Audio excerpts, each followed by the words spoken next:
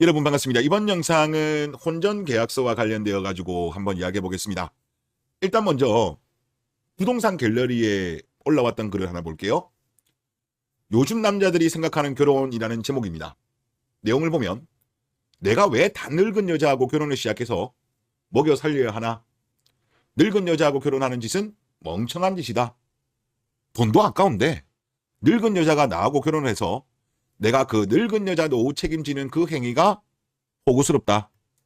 어린 여자도 아니고 늙은 여자하고 시작하는 것부터가 손해다. 여자의 전성기는 15에서 25살인데 하락세 접어든 늙은 여자하고 결혼해야 할 이유가 없어. 결혼해봤자 하면서 쭉 나옵니다. 한번 보도록 하겠습니다. 자, 변호사분이 이야기합니다. 분양권을 목적물로 해서 재산 분할이 될 수 있어요. 그러면 아내 입장에서는 집에서 가사만 하고 양육만 한 거는 그것도 당연히 포함이 될 거예요. 10년 이상이 되면 5대5의 비율로 재산 분할이 많이 돼요. 남편이 100% 경제 활동을 했다고 하더라도 이렇게 되는 거예요. 그리고 또 질문이 있습니다. 그러면 차는 어떻게 되느냐? 즉 결혼 전에 차 같은 경우가 있었다고 하더라도 재산 분할에 포함이 된다고 합니다. 그러니까 이 사연을 의뢰했던 분, 이분의 표정을 보면 나라 잃은 표정입니다. 현타가 많이 온 것 같아요.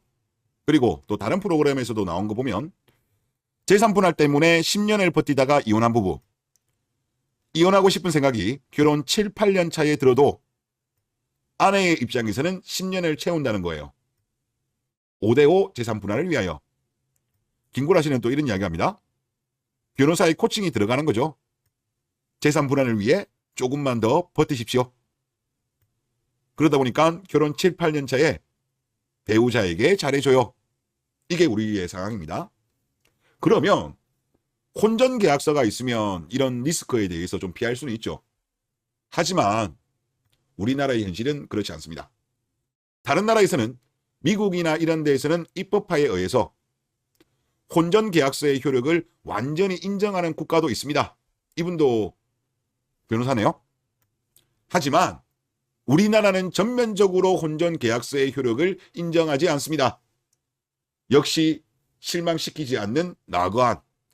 나라 자체가 거대한 한력이 때문에 스윗한 우리 사법부가 이렇게 지금 가고 있는 것 같습니다. 물론 국회에서도 이렇게 하는 거겠죠. 국회 사법부 둘 다 스윗하죠. 그리고 미국 같은 경우 얘가 나왔잖아요. 미국 한번 볼게요. 9월 28일 올해 기사입니다. 문화일보 기사고 미국 성인 절반이 혼전계약서 작성 의향이 있다고 합니다. 과거에는 부유층의 전유물이었는데 이제는 아니라는 거죠. 그리고 젊은 층일수록 혼전계약서 거부감이 없어서 MZ세대 40% 이상이 실제 작성을 한답니다. 그리고 배우자의 부채로부터 스스로를 보호하고 결혼 전에 자산과 부채를 명확히 하는 목적, 즉 버거 형들도 마통론을 알고 계신 것 같습니다. 그리고 밑에 보면 여론조사 업체 해리스폴이 최근에 실시한 설문조사에서 전체 응답자의 50%가 혼전계약서 작성을 지지한다. 그러니까 미국 국민 전체로 말하는 거겠죠. 그리고 지난해 조사에는 42%를 지지를 했다. 그러니까 1년 만에 8%포인트가 상승한 거죠.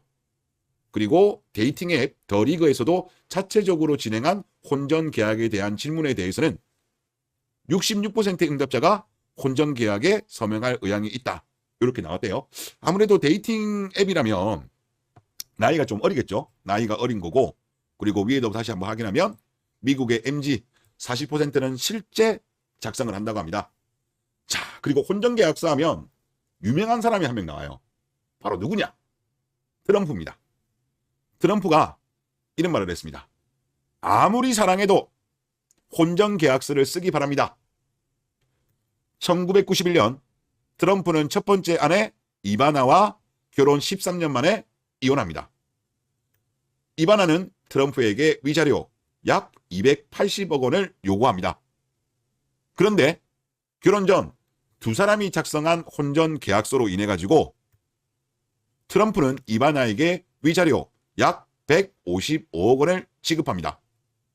그리고 구체적으로는 100억대 위자료, 뉴욕의 아파트, 대저택, 연간 약 7억 원의 양육비로 땡칩니다.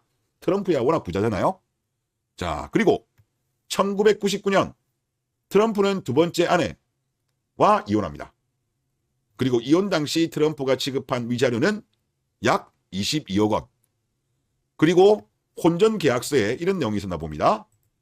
트럼프와 관련된 책을 출간하지 않는다. 트럼프에게 불리한 인터뷰는 하지 않는다. 이게 혼전 계약서 조항에 있었대요. 그리고 트럼프의 숱한 스캔들에도 두 번째 이혼한 이 여자 같은 경우는 인터뷰를 거절했답니다.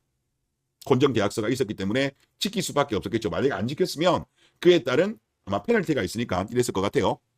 그리고 세 번째 결혼, 멜리아나도 혼전 계약서를 작성했습니다. 그 이후 트럼프는 혼전 계약서의 전도사가 되었죠. 그랬습니다.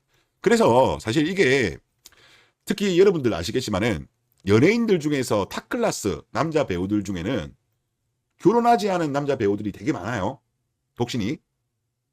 그들이야 뭐 결혼할 마음만 있으면야 그냥 줄을 서죠. 결혼할 사람이 없겠습니까?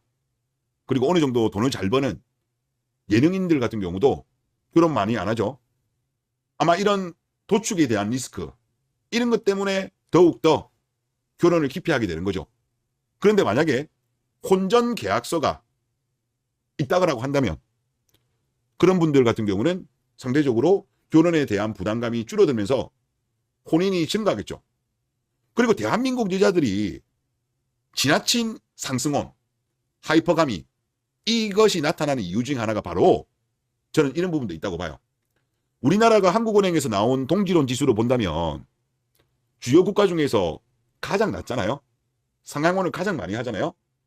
그 이유 중에 하나도 바로 나중에 이혼했을 때 이런 혼전계약서가 우리나라는 인정을 안 해주기 때문에 보다 더 돈 많은 남자, 그리고 시댁의 재산까지도 본다고 하잖아요. 그리고 심지어 시댁이, 옛날에는 시댁이 지방에 사면 좋아했거든요.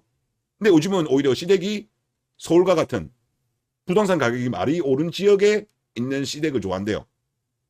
그리고 요즘 이제 뭐 전문직이라든가 대기업이라든가 이런 다니는 분들 그동안에 열심히 공부해서 많은 연봉을 받고 재산을 축적했는데 그나마 20대 뭐 한 중반 정도라도 한 27 정도라도 결혼하고 그렇게 하면서 처음부터 재산을 축적해 왔다면, 그리고 배우자가 어느 정도 그거를 관리해 왔다면 어느 정도라도 이해는 되지만 지금 대한민국의 결혼이 지금 상당히 늦어지고 있잖아요.